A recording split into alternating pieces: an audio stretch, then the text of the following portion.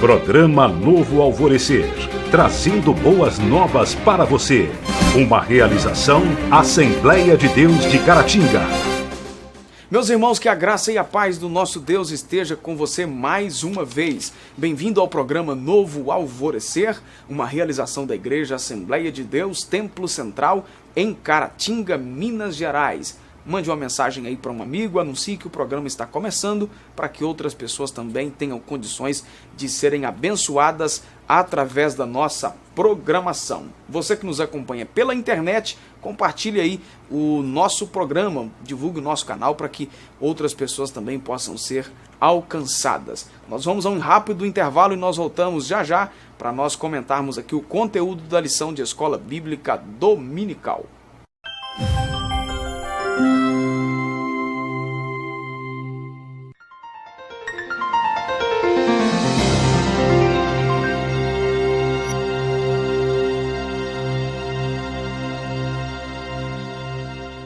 De volta com o programa Novo Alvorecer, comigo aqui no estúdio, o pastor Adriano e também o Joás, para nós comentarmos a lição de Escola Dominical. Bem-vindo mais uma vez, senhores. Amém. A lição de hoje é a lição de número 8, que nós estaremos estudando neste próximo domingo, dia 25 de fevereiro de 2018. O tema da lição é uma aliança superior. O textuário da nossa lição é Hebreus capítulo 8, versículo 10. Porque este é o concerto que depois daqueles dias farei com a casa de Israel, diz o Senhor. Porei as minhas leis no seu entendimento e em seu coração as escreverei. Eu lhes serei por Deus e eles me serão por povo. A verdade prática, que é o resumo da nossa lição em apenas uma frase, a nova aliança em tudo é superior à antiga, porque se fundamenta em promessas superiores. O texto que nós estaremos trabalhando é Hebreus capítulo 8, do versículo 1 até o versículo 10, e você pode conferir aí na sua Bíblia, você que não tem a nossa lição de Escola Bíblica Dominical. Vamos lá então, senhores. O capítulo 8 da carta aos Hebreus apresenta uma aliança superior, um santuário superior e também um sumo sacerdote, Cristo Jesus, com um ministério igualmente superior. No antigo santuário terreno, com seu complexo sistema de ritos, deram lugar a um novo santuário. Agora, então, ao invés de terreno, celestial, onde o próprio Jesus é quem oficia como sumo sacerdote. Quem começa? Eu só quero dar uma palhinha aqui, e a gente não tem muito o que comentar aqui. A lição que nós vamos estudar hoje, vamos trabalhar, ela vai falar sobre superioridade, tanto do tabernáculo, como do sumo sacerdote, e também do sacrifício, né? Tudo foi superior, né? E no texto bíblico aí, o versículo 7, capítulo 8, versículo 7, o escritor aos Hebreus, ele diz assim: porque se aquele primeiro fora irrepreensível, nunca se teria buscado lugar para um segundo. Então, ou seja, por que esse segundo, ou esta segunda aliança é superior em tudo? Porque a primeira não era perfeita.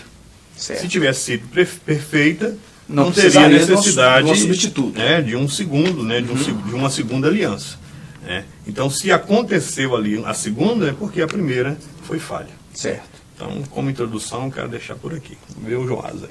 É só olhar para quantos anos que o sacerdote levita ficou oferecendo sacrifícios todo ano.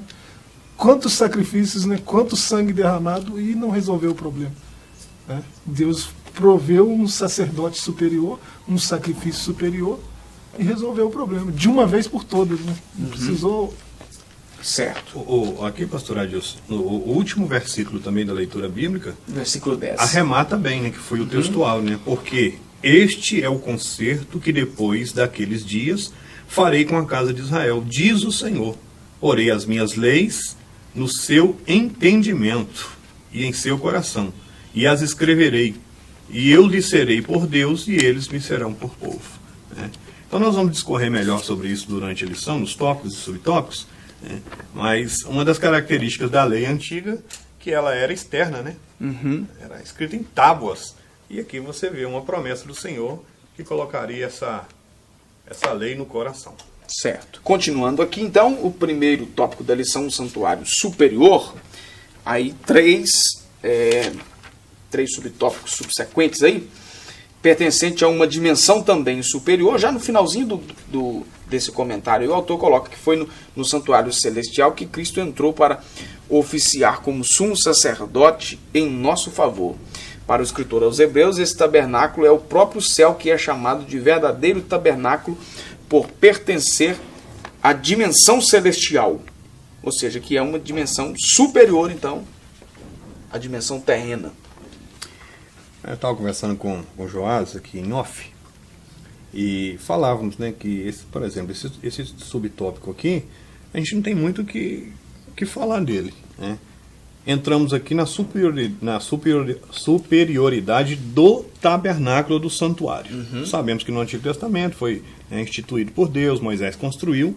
Ele até cita que, né, um santuário móvel, com ritos, sacrifícios, né? Mas o que Cristo, excelência, segundo a ordem de Melquisedeque, ele oficiou, não foi no terreno, foi no celestial. Então se resume no que você leu aqui. Por que ele é superior?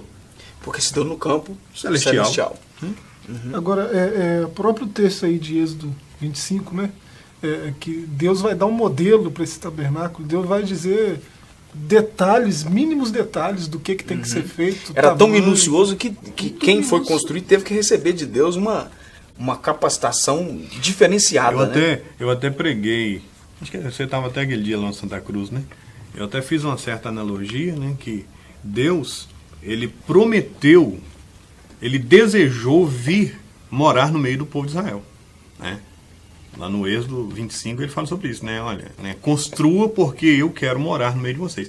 Mas ele só iria morar se tudo saísse de acordo com a maneira como ele havia determinado. Né? Então eram medidas, parâmetros, cores, os metais, tudo de acordo com a vontade. Né? Como foi feito tudo segundo ele ordenou, ele cumpriu a promessa de poder vir habitar no meio do povo. Certo. Eu dizia assim, alguém pode pensar, mas se foi Deus que planejou, foi Deus que deu o modelo e foi feito de acordo com o que ele pediu, como é que pode ser inferior a esse? Por que Deus daria algo inferior? Né?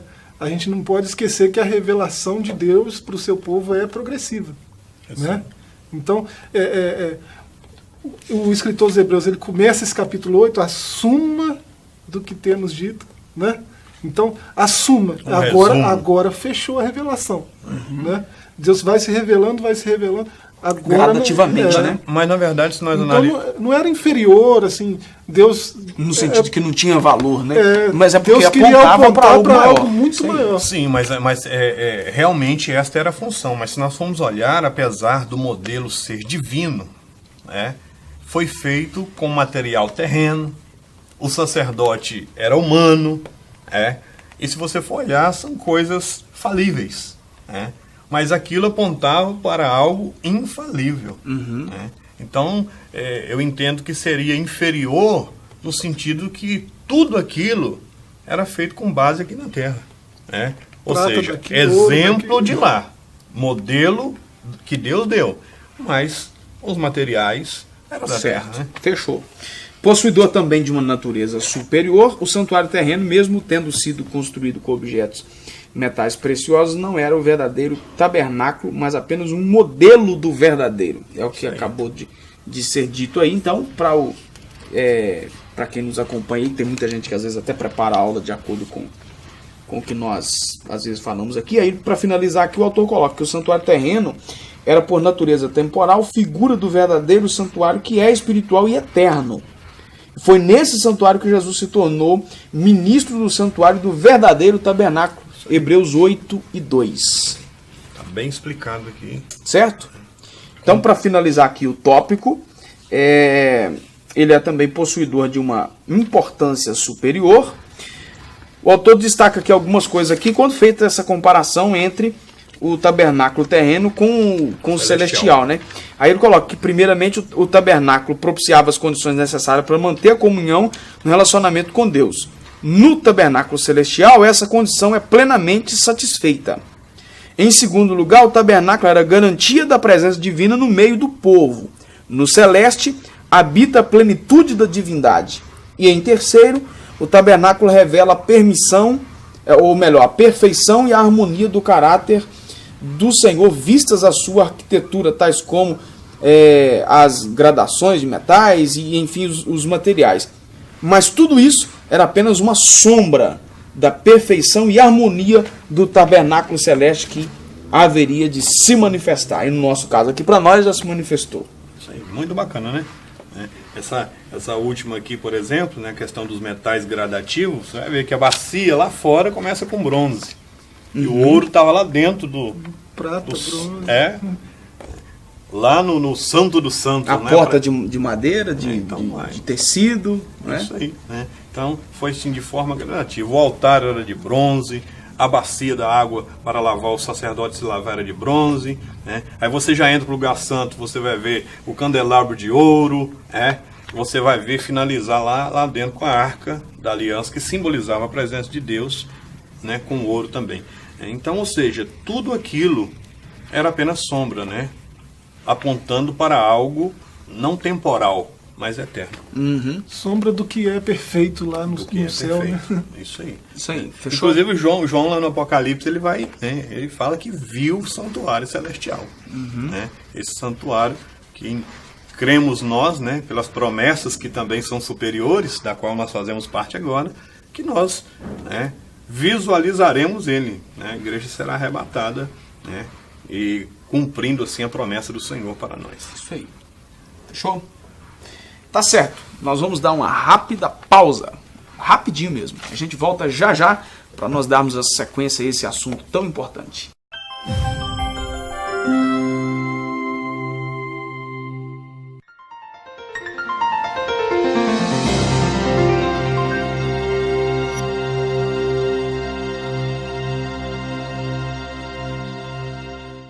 Voltamos com o programa Novo Alvorecer, agora para o segundo tópico da nossa lição, um ministério superior. Nós falamos anteriormente sobre o santuário superior e agora o ministério superior, divididos aí também em 3 subtópicos. No aspecto posicional, o autor coloca aqui 2 exemplos bíblicos de reis que tentaram atuar como sacerdotes, né? Mas foram reprovados, que aí é o Saul e o Uzias. Jesus é o único sacerdote rei que cumpriu as exigências da profecia bíblica. Aí ele finaliza o assunto dizendo que o seu santuário onde ele oficiou é divino, além de maior e melhor em 2 outros aspectos que nós falaremos a seguir. Deixa o Joás falar agora. Você vê antes de Samuel, antes de Saul ser rei, que fala de Saul e Uzias aqui, né? Certo. Antes de Saul ser ungido rei, não existia essa unção de rei em Israel. Porque Israel era governado pelo seu Deus. E ele tinha o seu profeta. Embora alguém vai teimar aí que Moisés foi, que Samuel foi, mas ele tinha o seu sacerdote, Samuel. Né? A unção era de Samuel. Quando Samuel caminha com a unção em direção a Saul, é uma outra unção, a unção de rei, né? Então, e agora tem 2 ungidos. Agora tem um ungido sacerdote e tem um ungido rei. Tem 2 unções diferentes, distintas, né? E essas 2 unções não se misturavam. Nós vimos até numa outra lição aqui o texto de Zacarias, né, capítulo 6, né, que lá pelo verso 12 ele vai falar do único que conseguiria harmonizar essas 2 unções, que é o Messias. Né? O Messias ele seria rei e sacerdote, ele seria sacerdote no trono. Né? Que o escritor aos Hebreus vai falar aqui, que ele está na majestade, no trono ao lado da majestade, sendo sacerdote. Né? É o que está escrito lá em Zacarias 6,12. Então,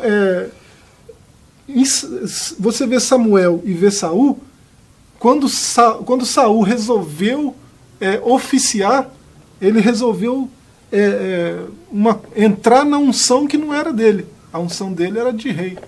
Ele resolveu entrar na unção... Extrapolou os limites. Não podia ter esse choque. Né? Isso era proibido em Israel até então. né? E você vê isso se E repetindo. ele sabia disso, né? Ele sabia, não era... É por isso que colocou aqui que foi rejeitado. Inclusive a expressão de Samuel para ele, quando Samuel chega, ele fala assim, hoje, Foi rejeitado, sim. né, hoje você seria confirmado como rei em Israel. Ou seja, não somente ele, mas a descendência. Mas por causa da atitude dele, como você falou, né, de ultrapassar o limite que não era dele, ele perdeu, né, o trono, perdeu a graça, perdeu a unção. Lembrando ali que a Perdeu o rejeição Espírito de de Deus Deus. para Saul, o texto lá é claro. A rejeição de Deus foi em questão governamental, né? Sim, Porque tem muita mas gente que culminou vai isso. nisso. Sim. Culminou. A atitude dele já foi porque ele não estava bem mesmo. Né? Só que alguém vai falar que Deus rejeitou ele e tal, e envolver na questão da salvação. Isso aí é um outro aspecto. O texto lá não fala isso. O texto fala de reinado, né? Então, o autor coloca aqui no santuário, onde ele oficiou o seu divino, além de maior e melhor, em dois aspectos. Aí nós vamos falar no aspecto funcional e no aspecto cultual. Então, essa questão de posição, por que que, né, o sacrifício, por que que o serviço do sumo sacerdote Jesus ele é de uma posição superior? Por isso aqui, ó, porque o santuário que ele, né, oficiou é divino. Não foi aqui na terra, foi lá do céu. E isso, né, estava falando com o Joás aqui, isso se cumpriu quando? Depois que ele morreu, ressuscitou, depois de 40 dias, ele se acendeu. E quando ele se acende ao céu, ele entra no tabernáculo. Certo. Então, no funcional, o que a gente destaca? O funcional, né? Também está falando a questão aqui da funcionalidade do serviço, né? Ou seja, ele funcionou melhor do que o do antigo, né, João? Certo.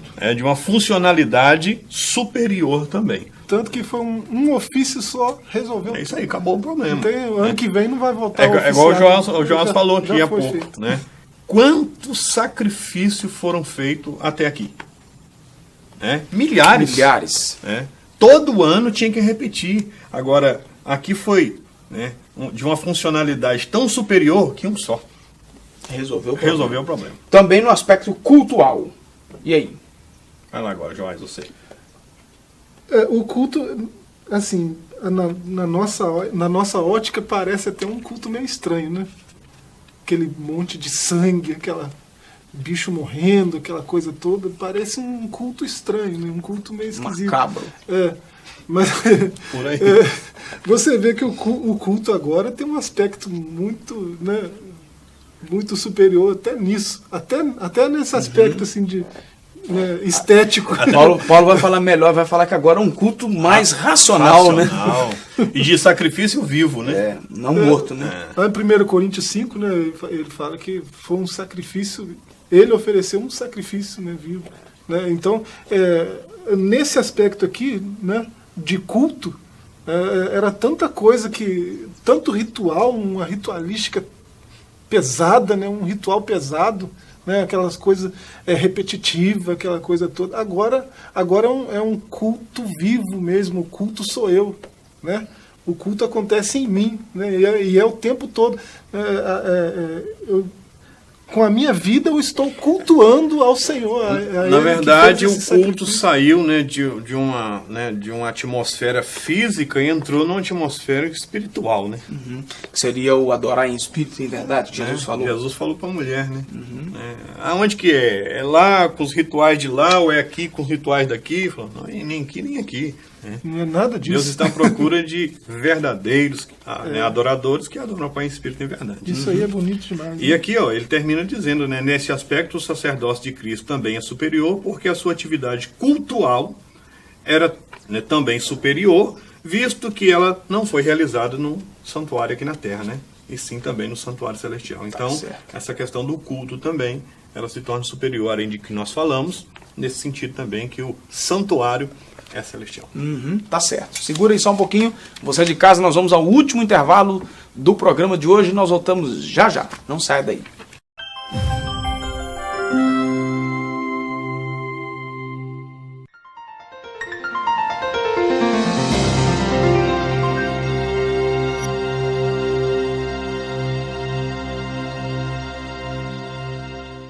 De volta com o programa Novo Alvorecer para o terceiro tópico e último da nossa lição, que nós estaremos falando sobre uma promessa superior.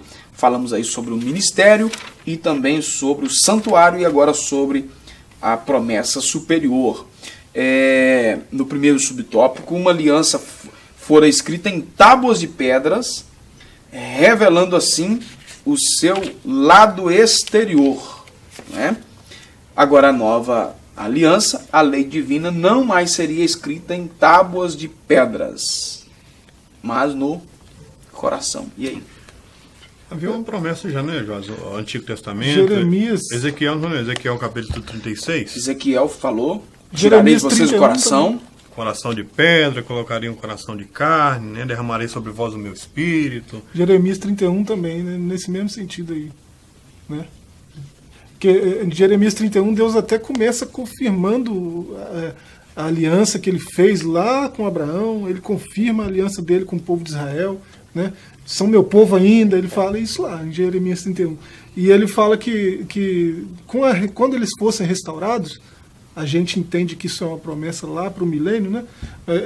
Jeremias ele profetiza que quando Israel fosse restaurado, ele receberia essa promessa aí, o coração dele estaria com a lei, né? Não ia ser uma coisa mais mecânica, ia ser uma coisa que era interior, né? Uma coisa espiritual, né? Porque eles viam aquela aliança como algo mecânico, né? Se eu fizer isso, Deus vai me abençoar, ou se eu não fizer, Deus vai me amaldiçoar. Era um negócio muito mecânico, né? E essa aliança superior e tanto é que o autor continua dizendo aqui que tendo o povo de Deus falhado em cumprir, ou seja, eles não deram conta, né? Não é que a lei, eu até fiz questão de anotar aqui, não é que a lei era má, a lei, né, era ruim, ou a lei, na verdade, a questão de falar que a lei era boa, mas impossível de ser cumprida, né? Tirando Jesus, fala para mim quem foi que cumpriu, né? Ninguém, né? Nem os mais devotos, né, que eram os fariseus, porque se você for, a gente às vezes critica, né, que Jesus realmente criticou a atitude deles, mas Jesus, né, falou assim, ó, se a vossa justiça não exceder, então quer dizer que eles de certa forma eram justos. Sim, né, nem que fosse aparência, mas eles procuravam seguir a lei ao pé. Ao pé da letra, né? Então a lei era boa, só que era impossível de ser cumprida por homens falhos, né? Então, na verdade, essa agora, a segunda, que é colocada como superior, a palavra não era de forma externa, como a antiga, né? Escrita na pedra, aquela coisa toda. Não falou, não, vai estar escrito lá dentro do coração. O segundo subtópico é de natureza individual e universal. A antiga aliança é contrastada com a nova, também quanto ao seu alcance. Aí, para finalizar, ele diz que na nova aliança o Senhor prometeu que todos me conhecerão. Hebreus 8:11. Na nova aliança, o conhecimento do Senhor está à disposição de todos aqueles, e não de toda pessoa, de todo cristão, não apenas de uma classe privilegiada. Não existe essa de determinado setor ou determinada organização detém, né, o acesso a Deus, né? Determinada situação o clero, só o clero que tem acesso a Deus, só aquela camada lá de cima que tem acesso a Deus. Os homens da prateleira de cima. Né? Não existe isso, né? Deus, quando ele entrou no santuário celestial, nosso Senhor Jesus, e ofereceu o sacrifício perfeito, né? Quando ele oficiou, né, de forma espiritual e perfeita, portanto, ele trouxe para nós acesso irrestrito e total, né, à presença do Senhor. Tanto é que no ato de oferecer o sacrifício, o evangelista vai dizer que o véu se rasgou de alto a baixo. Aquele que separava, né? Só uma vez no ano, uma pessoa entrava e tinha acesso, falava direto com Deus, igual Adão conversava, né? Uma vez no ano, uma pessoa, né? Quando ele ofereceu o sacrifício, aquilo ali rasgou, acabou, não tem mais isso. Qualquer um que quiser se achegar a Deus tem acesso, né? Tem um escritor que é odiado por alguns e é aclamado por outros, né? Eu particularmente gosto muito, já tive todos os livros dele. Max Lucado, ele diz que, num dos livros dele, ele diz que se houverem 1000 passos entre você e Deus, no momento que você der um passo, Deus dá 999 em sua direção, né? É mais ou menos isso que o escritor aos Hebreus está querendo mostrar aqui. Uhum. No terceiro e último subtópico sobre a natureza relacional, o autor coloca aqui: a nova aliança é um concerto de misericórdia, graça e perdão. O homem podia ser reto cerimonialmente e perverso no coração, ou, ao contrário também, reto no coração e incorreto cerimonialmente. E aí? Aí conclui aí, né? Na nova aliança, em vez de uma recordação dos pecados, todos os anos, foi o que o Joás falou, né, como na antiga aliança, Deus não mais se lembra dos pecados do povo. Então, ou seja, o relacionamento agora é superior, né? Esse relacionamento entre o ser humano e Deus é superior. Por quê? Porque lá era a questão de ser imperfeito, precisava da repetição, igual ele falou. Repetir. O mesmo sacrifício. A coisa se torna mecânica. Ficou uma coisa monótona, né? Aquela coisa assim. Era um relacionamento. Sem uma novidade. Né? Era um relacionamento muito superficial. Né? Nada. Era uma relação assim, né? Meio que distante. Quer ver uma coisa que, assim, se você fizer liturgicamente, ritualisticamente falando, né? Ela pode, dependendo de quem está fazendo, a situação emocional da pessoa, a situação de entrega da pessoa, uma lei. Cantai ao Senhor. É uma lei, está escrito, é ordenança, né? Cantai ao Senhor. Você pode estar cantando, e ele cantando, e eu cantando. E nenhum de nós três, ao cantar, está acessando a Deus. Ou, né, pode um dos três, por causa da sua situação interior, né, por causa da forma de se apresentar, da sua né? vivência, por causa da sua reverência ao cantar para Deus, ele ter acesso a Deus e os outros não. Não era cantando, mas a gente tem um exemplo disso lá no começo, né, com Abel e Caim. Coração, né? A questão não estava a intenção, né? Não estava no sacrifício, né? Deus não atentou para Abel e para o seu sacrifício. Para Caim. Para Caim, desculpa. Então a questão é que às vezes alguém quer apontar para o tipo de sacrifício e não tinha nada a ver. Né? A questão ali não era o tipo, não eram os elementos do sacrifício, mas a maneira como exatamente. Cada um se Deus apresentou. Deus falou que não aceitou porque o coração dele, né, não estava bem. Então é isso aqui. Então nesse novo relacionamento ele é superior também por quê? Porque quando o ser humano se relaciona hoje com Deus, aí não tem essa questão de ficar repetindo o sacrifício, não. Né? Aí colocou aqui essa expressão aqui, do vosso pecado. É fazer nova realmente todas as coisas. Por quê? Né? Porque agora é nova criatura, né? É um novo nascimento, né? E é muito maravilhoso. Ou seja, somos privilegiados. Isso aí. Obrigado mais uma vez, senhores. Obrigado, Joás. Deus te abençoe, pastor. Você de casa, a nossa gratidão mais uma vez por nos acompanhar. Esperamos você na igreja nesse próximo domingo, às 8 da manhã, na Escola Bíblica Dominical. Uma expansão melhor deste assunto e onde você tem a oportunidade de fazer suas perguntas para tirar as suas dúvidas, caso haja alguma. Tá certo? Deus abençoe você e a sua casa de uma forma poderosa no nome de Jesus. Fique na graça e na paz. Programa Novo Alvorecer, trazendo boas novas para você. Uma realização Assembleia de Deus de Caratinga.